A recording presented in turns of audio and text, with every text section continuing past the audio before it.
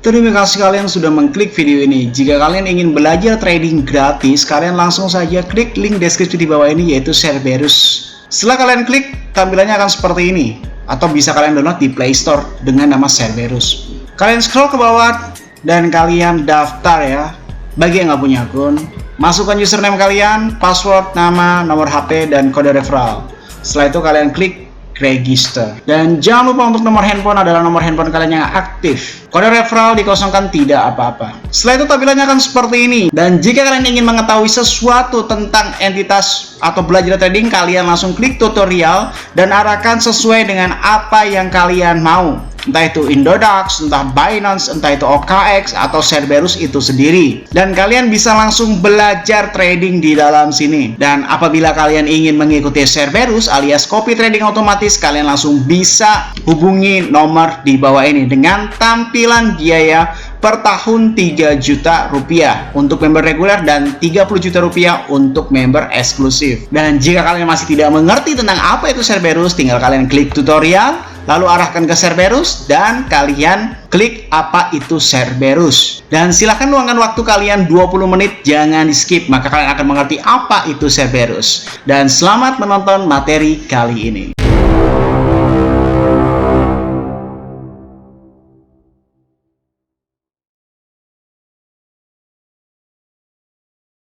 Salam traders, balik lagi sama saya Andi Firmansyah di channel ESG.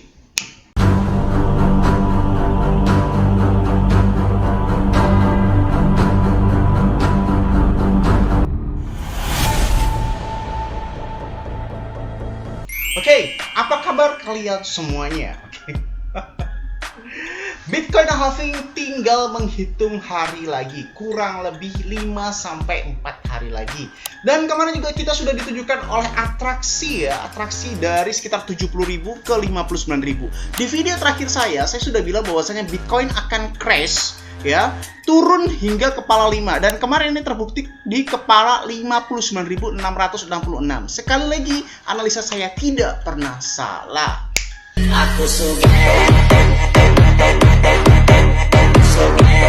Oke, banyak perdebatan, banyak pertanyaan yang ada di dalam benak kita. Sebenarnya apa sih yang bakal terjadi pada saat Bitcoin halving itu terjadi?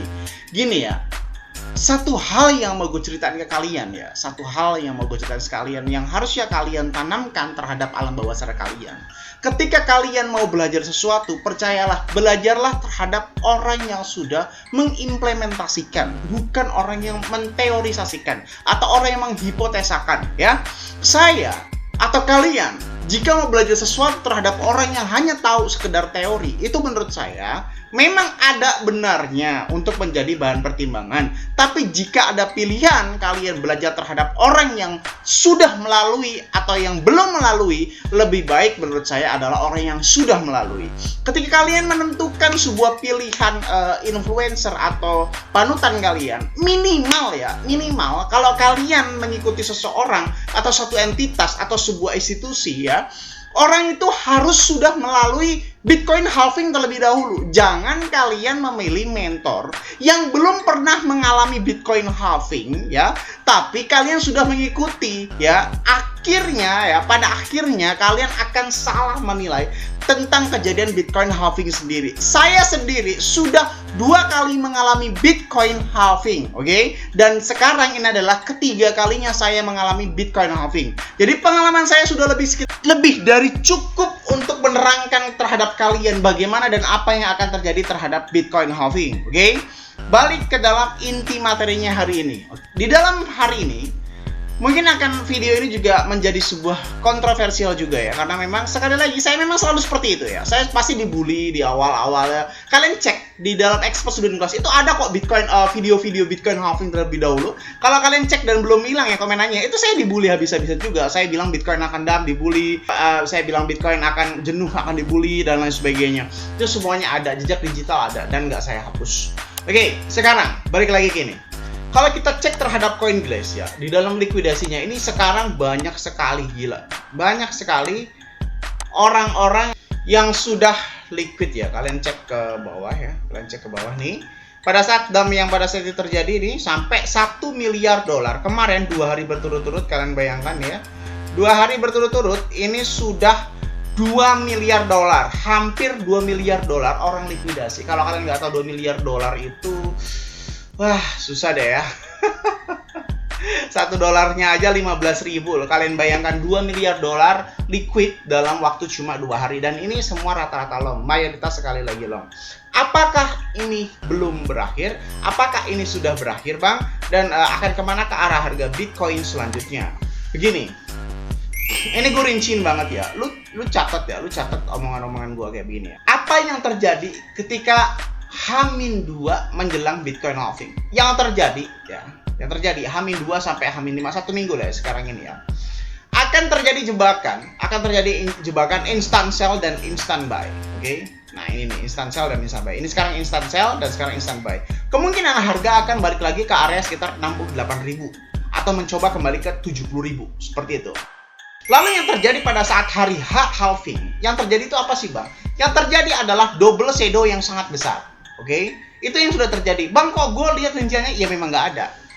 Nggak ada, itu sudah dihapus. Di setiap exchange pada saat terjadi double shadow seperti itu udah dihapus. Nggak bakal ada kalian cari historinya sampai mati, sampai botak pun. Dan orang-orang yang bilang bahwasanya orang-orang yang belum pernah mengalami Bitcoin halving nggak akan tahu hal-hal semacam ini. Karena apa? Historinya sudah dihapus.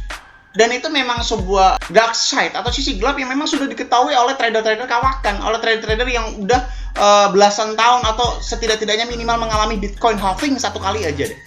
Pada saat Bitcoin halving terjadi ya, di hari H-nya atau di detik halvingnya, oke, yang terjadi adalah terjadi double shadow yang cukup besar ya. Ya tapi nggak besar-besar sampai 10.000 enggak ya.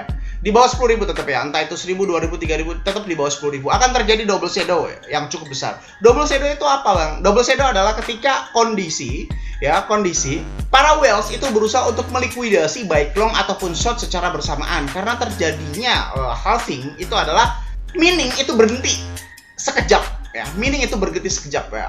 Blok itu berhenti sekejap untuk menjadi blok baru dibelah tuh kan. Nah, sekejap itu berhenti. Nah, di momen itu tidak akan bisa terjadi sebuah transaksi perpindahan ya, khususnya di jaringan Bitcoin atau khususnya di jaringan Omni, oke? Di jaringan Bitcoin atau Omni ini akan sekejap tidak bisa melakukan transaksi yang mengakibatkan para arbiter atau para arbitrase ya. Sekali lagi,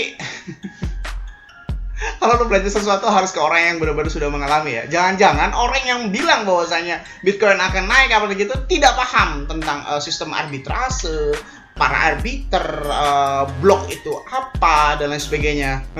Balik lagi ke laptop ya. Yang menyebabkan sekejap dalam waktu itu tidak bisa terjadi proses perpindahan jaringan antar blok. Jaringan Omni ini semuanya akan terputus, oke? Yang mengakibatkan arbiter itu tidak bisa mengakses aplikasi mereka, yang menyebabkan arbiter tidak bisa melakukan transaksi keseimbangan antar exchange, yang menyebabkan para arbiter ini. Jadi kalau misalnya kalian pengen tahu, semuanya ini saling berkesinambungan, saling bersimbiosis mutualisme. Ada trader, ada miner, ada arbiter, ada whales, ada paus, ya. Lalu ada liquid hunter dan lain sebagainya. Jika para arbiter tidak bisa, kalau misalnya lu belum tahu ya, yang menyeimbangkan harga di seluruh dunia itu arbiter, ya, para arbiter. Pada saat arbiter tidak bisa melakukan transaksi mereka, ya, yang terjadi adalah setiap exchange itu mempunyai harga, ya, price yang berbeda-beda, yang tidak bisa dikesinambungan, apalagi market yang over the counter, oke?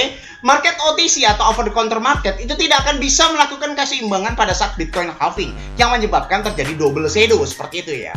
Nah, kayak gitu. Setelah Bitcoin halving, ini gue ceritain sejarahnya, oke? Lu ulang-ulang aja video ini supaya lu pahamnya terjadi Bitcoin halving itu apa. Setelah hari Bitcoin halving terjadi, setelah blok halving terjadi, oke? Yang akan terjadi selanjutnya adalah titik jenuh Bitcoin. Akan terjadi beberapa proses keseimbangan yang dinamakan pancaroba. Pancarobanya seperti apa, Bang? Contoh, lu biasa naik angkot dari Bekasi ke Jakarta, misalkan 50.000. Misalkan ini mah lu nggak usah protes harganya. Gue juga nggak tahu dari Bekasi ke Jakarta berapa. Misalkan 50.000. Nah, pada saat halving terjadi, blok itu kan dibelah. Yang tadinya para miner itu mendapatkan 1, misalkan doang ya, misalkan dibelah jadi 2, jadi 0,5. Otomatis tarifnya untuk para miner itu makin naik. Oke, angkotnya juga makin naik. Biasanya mereka bekerja 1 jam mendapatkan 1 Bitcoin. Misalkan perumpamaannya, ya bukan 1 jam dapat Bitcoin, ya hebat banget. Jadi 1 jam ini dapat 0,5 Bitcoin. Jadi pembelahan 50% ya yang terjadi ini mengakibatkan banyak pancaroba yang sehingga para paus ini akan wait and see. Nah, nanti akan terjadi titik jenuh. Titik jenuh itu apa, Bang? Titik jenuh itu adalah ketika volume Bitcoin akan turun secara drastis yang mengakibatkan sideways yang sangat cukup lama. Oke, seperti itu. Nah, barulah Bitcoin akan naik, ya. Kalau lu panutan Bitcoin akan naik, iya. Ya iya, bro. Sama, gue juga tahu Bitcoin akan naik, gue juga tahu.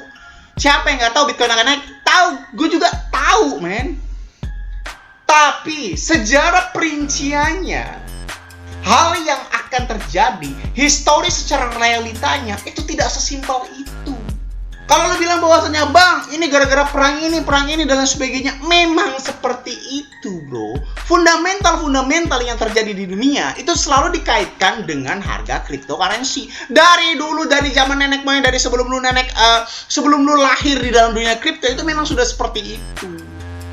Kayak begitu. Pada saat harga sideways terjadi, maka yang terjadi nanti adalah fear atau ketakutan yang dalam diri kita. Akankah Bitcoin ini tetap stabil? Nah, makanya waktu itu sampai ada tragedi Bitcoin dari harga kurang lebih sekitar 500 juta itu back to 50 juta. Historinya ada? Nggak ada. Lu tahu ATH aja. History lu cek, nggak bakal ada, men. Bitcoin lu cek dari 500 juta ke 50 juta, nggak bakal ada. Bahkan Bitcoin pernah menyentuh 37 juta pada saat itu. Di Indodax, lu cek di Indodax, nggak bakal ada. Apakah orang-orang yang belum mengalami Bitcoin halving tahu tentang histori ini? Nggak bakal tahu. Orang-orang yang tahu tentang hal seperti ini adalah orang yang mengalami pada saat Bitcoin halving itu terjadi. Pada saat Bitcoin itu jenuh, titik jenuh tercapai, oke, akan menimbulkan sebuah ketakutan yang menimbulkan sebuah kehilangan kepercayaan terhadap Bitcoin itu sendiri. Karena apa? Waktu tempo titik jenuhnya itu cukup lama. Yang bilang Bitcoin nggak naik siapa? Bitcoin bakal naik, tapi historical realitanya seperti itu. Pada saat fear itu terjadi, nah ini nih pertanyaannya, lu masih berpegang teguh sama ideologi lu atau seperti apa? Makanya gue sudah meramalkan ini semuanya. Trading pun nggak akan terlalu ngefek pada saat itu. Lu dapat 1% per harinya udah hebat banget kayak gitu kan? Ya seperti itu. Makanya gue ciptain nanti staking dan sebagainya untuk menanggulangi masalah-masalah seperti ini. Karena apa? Banyak yang akan terjadi pada saat nanti Bitcoin halving itu benar-benar sudah melewati. Jadi Bitcoin halving itu bukan fenomena yang sekejap mata. Itu tolol, itu goblok. Tanya mentor lu tanya influencer panutan lu, udah pernah mengalami Bitcoin halving apa belum? Kalau belum, lu boleh meragukan orang itu, bro. Tapi kalau hasil akhirnya lu bilang bahwa terus Bitcoin akan naik, iya naik. Tapi historicalnya itu banyak sekali yang terjadi. Analoginya seperti ini, men. Analoginya seperti ini. Lu punya sebuah idaman cewek nih ya. Cewek ini cantik, idaman lu dah. Cantik, masih single. Benar-benar semua perfect di mata lu. Tetapi, lu dibatasin. Pernikahan harus terjadi pada saat umur 21 tahun. Seperti itu ya. Lu pacaran sama cewek itu dari 18 tahun misalkan. 18 ke 21 tahun, pertanyaannya, apakah rasa lu masih sama dari 18 tahun sampai 21 tahun? Analoginya nggak nyambung, lu cermatin dulu. Lu suka sama cewek. Tapi dia bersedia nikah sama lu 21 tahun. Lu udah pacaran dari mulai 18 tahun. Udah tuh terjadi banyak hal tuh. Entah lu ngapa-ngapain aja udah terjadi banyak hal. Pertanyaan gue, apakah rasa penasaran lu? Apakah rasa cinta lu? Apakah rasa sayang lu dengan berbagai seluk-beluk, dengan berbagai problematika di dalam hidup dari 18 tahun ke 21 tahun, apakah cinta lu masih sama seperti 18 tahun ke 21 tahun? Itu sudah bercampur aduk ya, rasa kecewa, rasa sedih, rasa kehilangan, dia pernah mendua dan sebagainya, bakal campur aduk. Itu yang bakal terjadi nanti di dalam Bitcoin halving. Lu bilang bahwasanya ya gue bakal bertahan nih sama Bitcoin nih, kan nanti naik. Gak seperti itu. Pada saat titik jenuh terjadi, bisa jadi Bitcoin akan turun menjadi 200 juta, bisa jadi turun menjadi 300 juta. Lu bilang bullshit, ya elah, lu cari historinya. Dari 500 juta ke 37 juta, pernah nggak? Ada historinya. Itu beneran real terjadi pada saat halving sebelumnya. Pada saat halving 2 kali sebelumnya. Yang halving kemarin juga dari harga hampir 1 miliar turun menjadi 200 juta. Ada historinya nggak? Coba aja dicek. Histori-histori seperti ini, itu udah menjadi dark side yang sudah diketahui oleh trader-trader kawakan aja. Karena historinya pasti dihapus oleh setiap exchange. Jangankan histori seperti itu, double shadow aja pasti dihapus kok nanti. Lu screenshot pada saat nanti double shadow, 2 hari kemudian gue pastiin exchange itu tidak ada tampilan double shadow-nya. Kenapa? Double shadow adalah salah satu hal yang memalukan di setiap exchange, karena itu exchange dianggap tidak bisa menjaga keseimbangan harga. Karena double shadow itu biasanya terjadi oleh para manipulatif atau para liquid hunter atau para whales atau para paus, atau untuk menyeimbangkan momen-momen tertentu. Oke? Jadi kesimpulannya apa, Bang? Apakah Bitcoin akan turun kembali? Iya. Bitcoin akan mencoba naik dalam sisa-sisa halving mereka. Mencoba ke 70.000. Setelah 70.000 akan terjadi double shadow. Pada saat hari halvingnya terjadi. Nah, pada saat setelah halvingnya terjadi, barulah jenuh. Bitcoin akan mulai turun. Walaupun memang nanti pada akhirnya naik itu, tapi pasti lama, bro. Hitungannya tahun. 1 tahun hingga 2 tahun baru Bitcoin akan naik lagi. Begitu pula seterusnya. Oke? Kalau kalian nggak mau bingung, ya udah ikutan Cerberus saja, bro. Udah cukup. Profit dikit nggak masalah daripada lu loss. Cukup sekian video dari saya. Jangan lupa klik like, comment, dan subscribe. Logikanya kalau kalian nggak subscribe, ngapain saya buat video lagi? Dan share ke teman kalian agar teman kalian tahu apa yang kalian tahu. Saya Andi Firmansyah, Just Logic. Salam trader.